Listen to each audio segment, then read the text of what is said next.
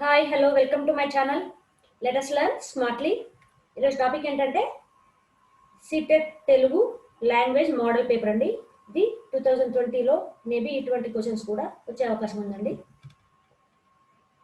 అంతకంటే ముందు మొదటిసారిగా ఈ వీడియో చూస్తున్నట్లయితే సబ్స్క్రైబ్ చేయండి, లైక్ చేయండి, మీ ఫ్రెండ్స్ అందరికీ షేర్ చేయండి.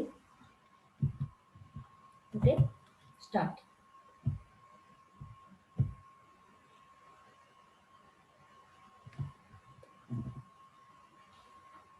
లాంగ్వేజ్ 1 పేపర్ అనేది 91 నుండి స్టార్ట్ అవుతుందండి. ఫస్ట్ క్వశ్చన్ వచ్చేసి, విద్యార్థులకు వారి ఉచ్చారణను అక్షర క్రమాన్ని మెరుగుపరచుకోవడానికి జరిగే బోధన వల్ల వారు ఏమవుతారు? అభ్యసన నైపుణ్యాన్ని మెరుగుపరుచుకుంటారు, వారి ఖచ్చితత్వాన్ని మెరుగుపరుచుకుంటారు, ధారాళంగా మాట్లాడే క్రమాన్ని అభివృద్ధి చేసుకుంటారు, సృజనాత్మకతను పెంపొందించుకుంటారు. ఆన్సర్ ఏంటండి? ఆన్సర్ ఏంటంటే వారి ఖచ్చితత్వాన్ని మెరుగుపరుచుకుంటారు. వారి ఖచ్చితత్వాన్ని మెరుగుపరుచుకుంటారు.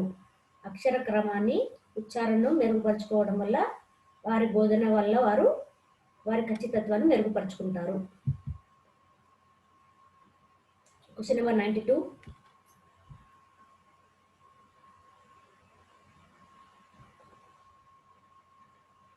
భాష తరగతిలో నిర్మాణాత్మకత వలన విద్యార్థులు విభిన్న నమూనాలను అధ్యయనం చేస్తారు మరియు నిర్దిష్టమైన పరిష్కారాన్ని చేరుకుంటారు. ఆప్షన్ 2, వివిధ మాధ్యమాలను వినియోగించుకొని తమ స్వంత సిద్ధాంతాలను రూపొందించుకోవడానికి విద్యార్థులకు ఉపాధ్యాయులు అవకాశం ఇస్తారు. ఆప్షన్ 3, తమ స్వంత అవగాహన మరియు ప్రపంచ పరిజ్ఞానాన్ని, అనుభవం మరియు భాషా నైపుణ్యాలలో గల అనుభవాలను ప్రతిబింబింపచేస్తారు. ఆప్షన్ 4, విద్యార్థులకు తమకు కావలసిన అభ్యసన సామర్థ్యాన్ని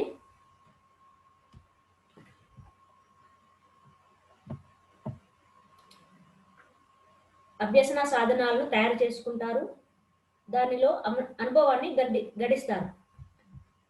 ఆన్సర్ ఏంటండి? ఆన్సర్ వచ్చేసి 3. భాష తరగతిలో నిర్మాణాత్మకత వలన తమ సొంత అవగాహన మరియు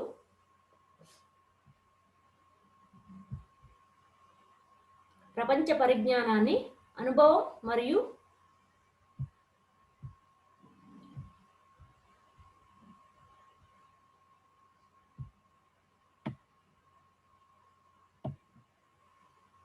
ప్రపంచ జ్ఞానాన్ని, అనుభవం మరియు భాషా నైపుణ్యాలలో గల అనుభవాలను ప్రతిబింబింపచేస్తారు.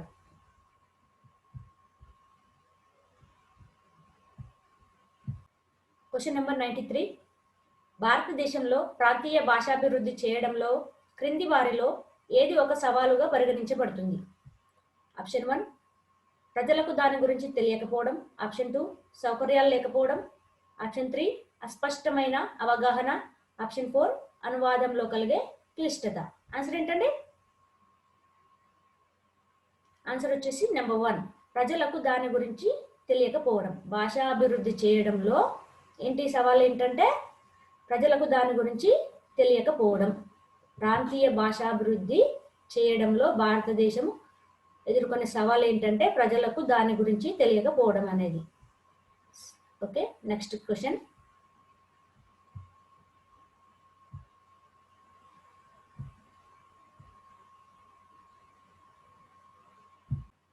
Question number 94. భాషా సముపార్జన అనేది ఆప్షన్ 1, అవసరమైన పదజాలాన్ని ఉపయోగించగలగడం. ఆప్షన్ 2, పిల్లలు తమ మాతృభాషను నేర్చుకునే వాతావరణాన్ని ప్రేరేపించడంలో ఒక సాంకేతికత. ఆప్షన్ 3, వ్యాకరణ విశ్లేషణ మరియు అవగాహనకు ఒక క్రమమైన మార్గము. ఆప్షన్ 4, మానవుని మెదడుకు గల అంతర్గత సామర్థ్యము కారణంగా భాషను నేర్చుకోవడంలో ఒక పద్ధతి. ఆన్సర్ ఏంటండి? ఆప్షన్ 4, భాషా సముపార్జన అనేది మానవుని మెదడుకు గల అంతర్గత సామర్థ్యం కారణంగా భాషను నేర్చుకోవడంలో ఒక పద్ధతి. దేని ద్వారా ఒక భాషా ఉపాధ్యాయుడు వ్రాత నైపుణ్యాలను కూడా బోధించగలడు? ఆప్షన్ 1, వింటూ రాయడం. ఆప్షన్ 2, చక్కగా రాయమని విద్యార్థులను అడగడం. ఆప్షన్ 3, మెదడును పదును పెట్టి ఆలోచనలను చెప్పి వాటిని తమ సొంత పదాలలో రాయమని విద్యార్థులను అడగటం. ఆప్షన్ 4 వ్యాసాలను నేర్చుకోమని విద్యార్థులను అడగటం. ఆన్సర్ ఏంటండి? ఆప్షన్ 3 ఒక భాషా ఉపాధ్యాయుడు వ్రాత నైపుణ్యాలను ఎలా బోధించగలరంటే మెదడును పదును పెట్టి ఆలోచనలను చెప్పి వాటిని తమ సొంత పదాలలో రాయమని విద్యార్థులను అడగడం ద్వారా బోధించగలడు. నెక్స్ట్ క్వశ్చన్, భాషలో నైపుణ్యాన్ని దీని ద్వారా అభివృద్ధి చేయవచ్చు. ఆప్షన్ 1 విద్యార్థులతో మాట్లాడడం. ఆప్షన్ 2 అర్థం కాకపోయినా విద్యార్థులను నిశ్శబ్దంగా కూర్చోమనడం. ఆప్షన్ 3 వారి లోపాలను గుర్తించి వారిని వెనువెంటనే సరిచేయడం.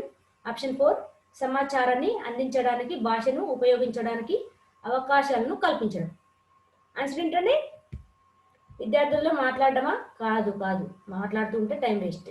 అర్థం కాకపోయినా నిశ్శబ్దంగా కూర్చోమనడమా?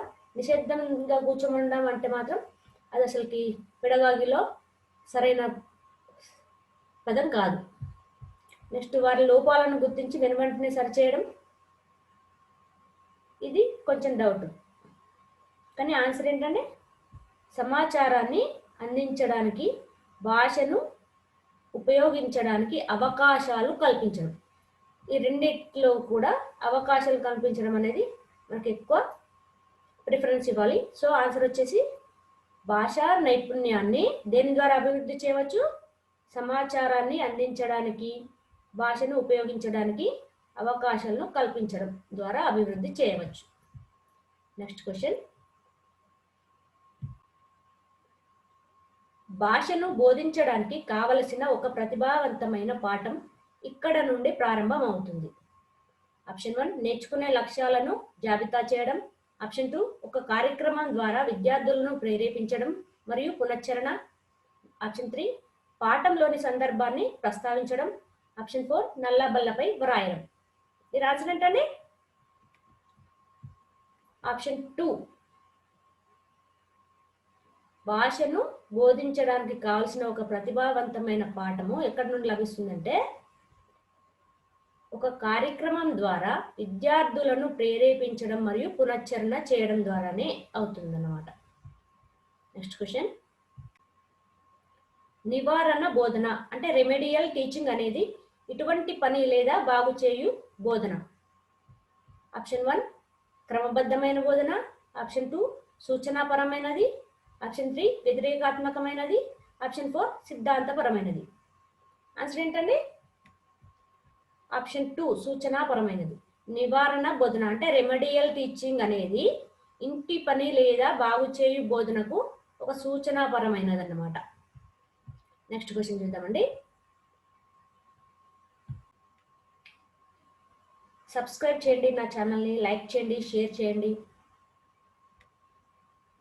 క్వశ్చన్ నెంబర్ 99, భాషా నైపుణ్యాలను నేర్చడం ఏమవుతుంది? ఆప్షన్ 1 స్పష్టమైన వివరణ ద్వారా జరగాలి.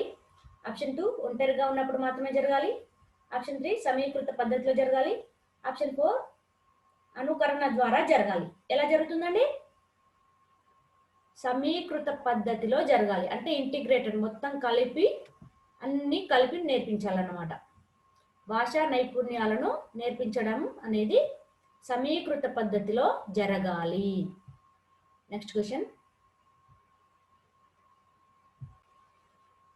భాషను నేర్చుకోవడం అనే ప్రక్రియలో విద్యార్థులకు ఉచ్చారణ చేయడంలో ఆత్మవిశ్వాసం ఉండదు. దీనిని ఏ విధంగా అధిగమిస్తారు? ఆప్షన్ 1 తరగతిలో బిగ్గరగా చదవడం ద్వారా. ఆప్షన్ 2 పిల్లలు ఒకరితో ఒకరు మాట్లాడుకునే విధంగా ఒక నాటకం పనిగా ఇస్తారు. ఆప్షన్ 3 తప్పులను అక్కడికక్కడే సరిచేస్తారు. ఆప్షన్ 4 భాషా నిపుణుల సహాయంతో ప్రత్యేకమైన కార్యాచరణను నిర్వహిస్తారు. దీనికి ఆన్సర్ ఏంటండి? విద్యార్థులను ఉచ్చారణ చేయడంలో ఉచ్చారణ అంటే స్పీకింగ్ అనేది దానికి రిలేటివ్గా ఏముందండి? చదవడం అని ఉంది. అంటే ఆప్షన్ వచ్చేసి నెంబర్ 1 తరగతిలో బిగ్గరగా చదవడం ద్వారా ఉచ్చారణ చేయడంలో ఆత్మవిశ్వాసం పెరుగుతుందన్నమాట. దాని ద్వారా నేర్చుకోవడంలో విద్యార్థులకు ఉచ్చారణ చేయడంలో ఆత్మవిశ్వాసం పెరుగుతుంది, అధిగమిస్తాడు అన్నమాట. Next question. ప్రశ్నాపత్రాన్ని తయారు చేసిన తర్వాత పరీక్ష లక్ష్యాలను ఉపాధ్యాయుడు తనిఖీ చేస్తాడు. ఈ విషయంలో ప్రధానంగా ప్రశ్నాపత్రంలో ఈ అంశంపై దృష్టి ఉంటుంది. ఏ అంశం పైన? విషయ పరిపూర్ణత పైన, లేకపోతే ఎటువంటి ప్రశ్నలు అయినా. నెంబర్ 3 విశ్వసనీయత పైన. నెంబర్ 4 నిజ నిర్ధారణ పైన. దీనికి ఆన్సర్ ఏంటండి? నిజ నిర్ధారణ అంశంపై దృష్టి ఉంటుంది. ప్రశ్నాపత్రాన్ని తయారు చేసిన తర్వాత పరీక్షా లక్ష్యాలను ఉపాధ్యాయుడు చెక్ చేయడానికి ఏం చేయాలంటే తనిఖీ చేస్తాడు. ఈ విషయంలో ప్రధానంగా ప్రశ్నాపత్రంలో నిజ నిర్ధారణ అనే అంశంపై దృష్టి ఉంటుంది. Next question. క్రింది విషయంలో ఏర్పడిన ఇబ్బందులు చదవడంలో కలిగే ఇబ్బందులకు ఒక చిహ్నం కాదు. ఆప్షన్ 1 అక్షరం మరియు పదాన్ని గుర్తించడం. నెంబర్ 2 పద ఉచ్చారణలో నిలకడ. నెంబర్ 3 చదవడంలో వేగపటిమ. నెంబర్ 4 ఆలోచనలను పదాలను అర్థం చేసుకోవడం. ఏది చిహ్నం కాదండి? పద ఉచ్చారణలో నిలకడ అనేది క్రింది విషయంలో అంటే పద ఉచ్చారణలో నిలకడ అనేది చదవడంలో ఇబ్బందులకు ఒక చిహ్నం కాదు. అంటే ఉచ్చారణ లేకుండా కూడా, అంటే స్పష్టంగా లేకుండా కూడా చదువుతూ ఉంటారు. మనకు అక్షరం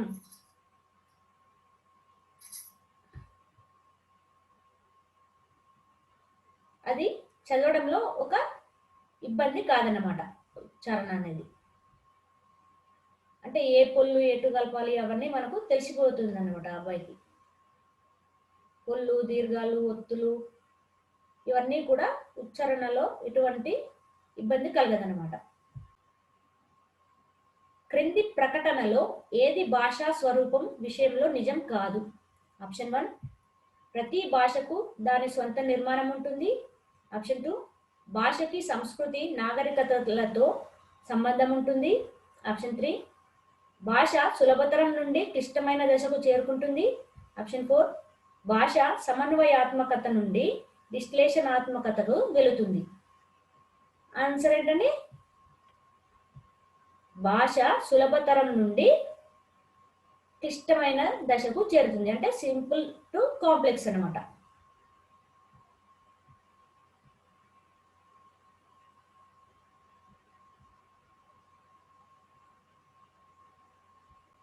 నెక్స్ట్ క్వశ్చన్. క్రింది వానిలో తరగతి గది సాధనలలో ఏ విషయం మౌఖిక భాషాభివృద్ధిని కల్పిస్తుంది? ఏ విషయం? విద్యార్థులతో పాటు పాఠ్య పుస్తకంలో గల కథను విద్యార్థులకు బిగ్గరగా చదవడం. ఆప్షన్ 2 సరి అయిన ఉచ్చారణతో పదాలను వంత పలకడం. ఆప్షన్ 3 వైయక్తికంగా గుర్తు తెచ్చుకోవడం, పద్యాలు పాడడం లేదా ప్రతి విద్యార్థి పద్యాలను గుర్తు తెచ్చుకొని పద్యపఠనం చేయడం. ఆప్షన్ 4 ఇష్టమైన కథలను నాటకాలుగా ప్రదర్శించి వాటిని పాత్రలను పోషించడం.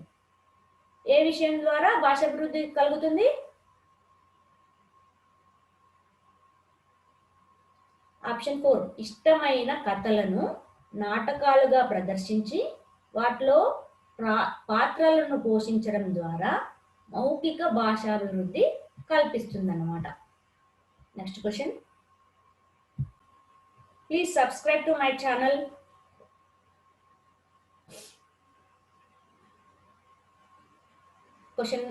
Next question. వేగవంతమైన పఠనం వలన ప్రయోజనం ఏంటి? ఆసక్తిని పెంపొందించుటకు, ప్రత్యేక వివరాలు తెలుసుకోవడానికా, విస్తారమైన పఠనం కోసమా, లేకపోతే సమాచారాన్ని పొందడం కోసమా? దేనికోసం అండి? ఆన్సర్ నెంబర్ 2 అండి. వేగవంతమైన పఠనం వలన ప్రత్యేక వివరాలు తెలుసుకోవడం అనే ప్రయోజనం జరుగుతుంది. Next question. క్వశ్చన్ నెంబర్ 106 నుండి 114 వరకు కూడా ఇది ఒక ప్యాసేజ్ ఇస్తారండి. దాన్ని బట్టి చూసి మనం ఇందులోనే క్వశ్చన్స్ ఉంటాయి, ఆన్సర్ చేయాల్సి ఉంటుంది. ప్యాసేజ్ చూసినట్లయితే 19వ శతాబ్దంలో ముగ్గురు సాహితీవేత్తలు జన్మించారు. కందుకూరి వీరేశలింగం పంతులు గారు, గురజాడ అప్పారావు గారు, గిడుగు రామ్మూర్తి పంతులు గారు. ఈ ముగ్గురు 3 రకాల అభ్యుదయ భావాలు కలిగి వాటిని అమలుపరచడానికి నిర్విరామంగా కృషి చేశారు. వీరేశలింగం పంతులు గారు సంఘ సంస్కర్త, నవీన యుగ సాహితీ నిర్మాత, ప్రజాహిత సంస్థ నిర్మాత. వీరేశలింగం పంతులు గారు సమాజంలో మౌలికమైన మార్పులు తేవడానికి కృషి చేశారు. ఆ ఆశయ సాధనకై సాంఘిక కృషి చేసిన వారు గిడుగు రామ్మూర్తి పంతులు గారు.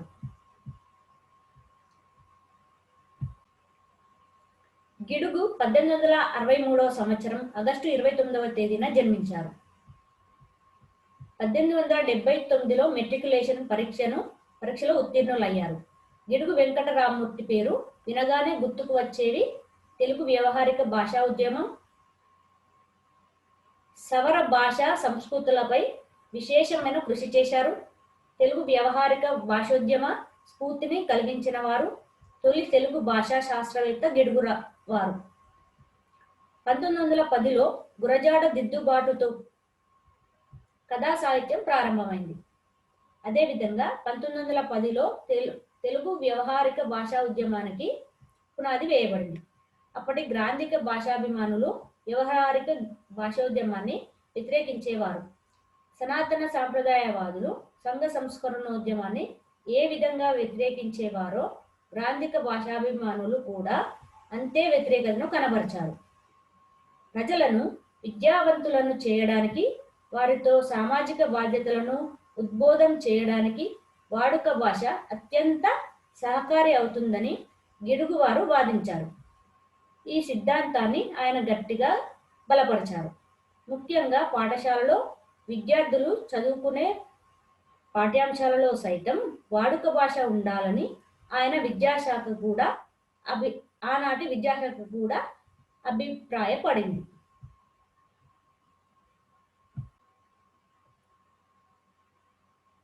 1910లో ప్రారంభమైన వ్యవహారిక భాషా ఉద్యమం 1919 నాటికి సాఫల్యమైంది. 1919వ సంవత్సరంలో గిడుగు వారు ఉద్యమాన్ని ఆనాటి కృష్ణా పత్రిక, ఆంధ్ర పత్రికలు సమర్థించాయి, సంపాదకీయాలు రాశాయి. 1922వ నాటికి మూలపల్లి నవల వాడుక భాషలు వెలువడింది. ఆ తర్వాత వెలువడిన అనేక పత్రికలలో తెలుగు పత్రిక ఒకటి. ఈ పత్రిక వ్యవహారిక భాషా ఉద్యమానికి విశేషమైన స్ఫూర్తి తెచ్చింది. భాషాతత్వ వివేచనను శాస్త్రీయంగా నిర్వహించిన తొలి తెలుగు పత్రిక. ఈ పత్రిక వెలువడే నాటికి గిడుగు వారు పర్లాకిమిడిలో ఉన్నారు. ఆ మారుమూల ప్రాంతం నుండి ఈ పత్రికను నిర్వహించడం చాలా కష్టతరం అయ్యేది. ఈ పత్రికలో రాజశేఖరుడి కావ్య మీమాంసలోని సూక్తికి గిడుగు పతాక విలువనిస్తూ సూక్తి వాక్యంగా ప్రచురించేవారు. సంస్కృతం గొప్ప భాషే, అందులో ఎటువంటి సందేహం లేదు. అయితే ప్రాకృతికానికి ఉన్నంత సౌందర్యం, లాలిత్యం సంస్కృత భాషకు ఎక్కడిది? ప్రాకృతమే మాకు ఇష్టం అని ఆ సూక్తి వాక్యానికి భావం.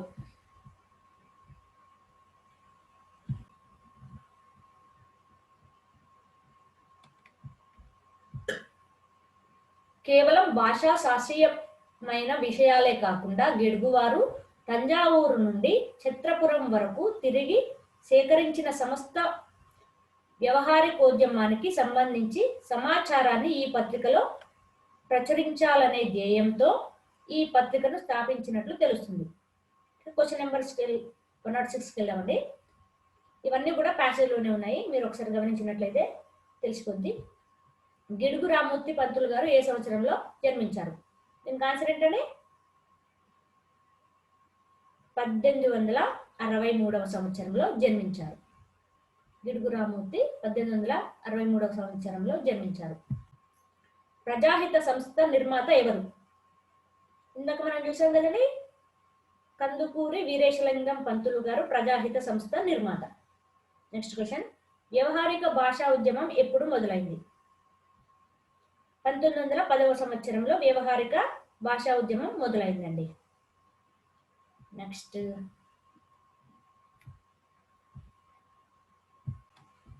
దిద్దుబాటు కథా సాహిత్యం ఎవరు రాశారు? ఎవరు రాశారండి? గురజాడ అప్పారావు గారు దిద్దుబాటు కథా సాహిత్యం రాశారు. వాడుక భాషలో వచ్చిన మొదటి నవల ఏంటి? మాలపల్లి. వాడుక భాషలో వచ్చిన మొదటి నవల మాలపల్లి. అంటే వీటిని మనం గుర్తుపెట్టుకోవాల్సిన అవసరం ఉండదండి, ఇవన్నీ కూడా మనకు ప్యాసేజ్లోనే ఉంటుంది, జస్ట్ మనం ఐడెంటిఫై చేస్తే సరిపోతుందండి. 19వ శతాబ్దపు వ్యవహారిక భాషా ఉద్యమానికి స్ఫూర్తి తెచ్చిన పత్రిక ఏంటి? తెలుగు పత్రిక. 19వ శతాబ్దపు వ్యవహారిక భాషా ఉద్యమానికి స్ఫూర్తి తెచ్చిన పత్రిక తెలుగు పత్రిక. నెక్స్ట్ వన్, ఈ క్రింది సంవత్సరంలో గిడుగు రామ్మూర్తి పంతులు మెట్రికులేషన్ పూర్తి చేశారు. ఏ సంవత్సరంలో అండి? 1879వ సంవత్సరంలో.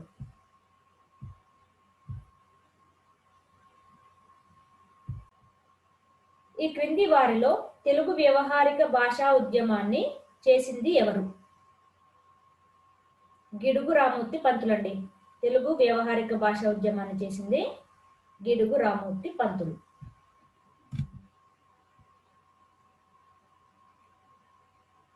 కథా సాహిత్యం ఏ సంవత్సరంలో మొదలైంది?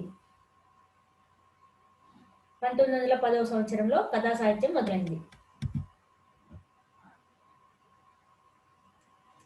నెక్స్ట్ 150 నుండి 120 వరకు కూడా మొత్తము ఒక పద్యం ఇస్తున్నారండి. అంటే ఇంతకుముందు చదివింది గద్యం అన్నమాట. ఒక గద్యము ఒక పద్యము. అయితే పేపర్ 1 తెలుగు తీసుకున్నట్లయితే లాంగ్వేజ్ 1కి 2 ఒక పద్యము ఒక గద్యం వస్తుంది. లాంగ్వేజ్ 2 తెలుగు తీసుకున్నట్లయితే 2 కూడా గద్యాలు ఉంటాయి. నేను తీసుకున్న పేపర్ ఏంటంటే లాంగ్వేజ్ 1 పేపర్ 1 తెలుగు అండి. ఇక్కడ చూసినట్లయితే ఒక పోయం ఇచ్చారు. ఉద్ధత భక్త వృద్ధ వినుతోత్తమ సిద్ధ పరీత జంగమ శ్రద్ధ సతాత్మ శుద్ధ గణరాజి సమృద్ధ విముక్త పాశ సన్నద్ధ మహాప్రసిద్ధ యగుణత్రయం బద్ధ శరణ్యమయ్య భాష్యదత చిత్ప్రబద్ధ బసవ బసవ బసవ వృషాధిప. ఇది మనకి ఇచ్చిన పోయం అండి. ఈ పద్యాన్ని చూసి మనం ఆన్సర్ చేయాల్సి ఉంటుంది.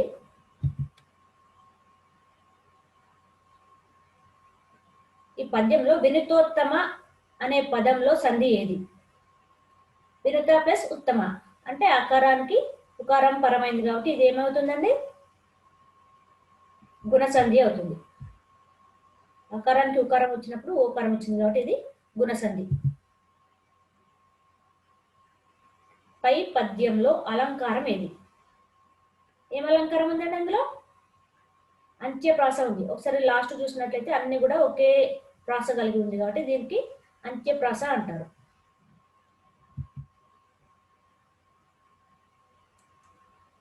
ఈ పద్యాన్ని ఎవరు రాశారు? ఎవరు రాశారండి? ఇది అందులోనే ఉంది కదా, మనకు ఉందా లేదా? లేదు కదా. ఓకే, పాల్కురికి సోమనాథుడు ఈ పద్యాన్ని రాసింది పాల్కురికి సోమనాథుడు. ఈ వీడియో కనుక మీకు నచ్చినట్లయితే లైక్ చేయండి, సబ్స్క్రైబ్ చేయండి, కామెంట్ చేయండి. ఇంకా మీరు బెల్ ఐకాన్ మీద క్లిక్ చేసినట్లయితే మరిన్ని వీడియోలు కూడా నేను అప్లోడ్ చేసినట్లయితే మీకు తెలిసిపోతుందండి.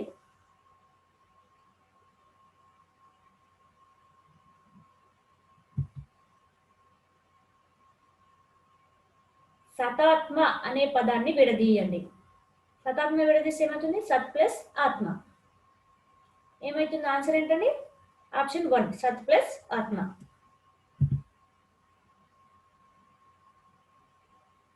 వియుక్త అంటే ఏమిటి? వియుక్త అంటే విడువబడిన. వియుక్త అంటే అర్థం విడువబడిన. పై పద్యం ఏ కావ్యంలోనిది? ఇది ఏ పద్యం, ఏ కావ్యంలో ఉందండి? ఈ పద్యం అనేది వృషాధిప శతకంలోనిది. ఓకే అండి, దట్స్ ఆల్ ఫర్ టుడే. ఈ వీడియో కనుక మీకు నచ్చినట్లయితే సబ్స్క్రైబ్ చేయండి, అలాగే లైక్ చేయండి, మీ ఫ్రెండ్స్ అందరికీ షేర్ చేయండి. ఇంకా మీకు ఏం విధమైన వీడియోలు కావాలనేది కూడా కామెంట్ బాక్స్లో తెలియజేయండి. అలాగే మీరు బెల్ ఐకాన్ మీద క్లిక్ చేయండి సబ్స్క్రైబ్ చేసి. దాని ద్వారా మరిన్ని వీడియోలు నేను ఒకవేళ అప్లోడ్ చేస్తే మీకు త్వరగా తెలిసిపోతుందండి. అది మీకు చాలా చాలా ఉపయోగపడుతుంది అన్నమాట. That's all for today. Thank you అండి. ధన్యవాదాలు ప్రతి ఒక్కరికి కూడా.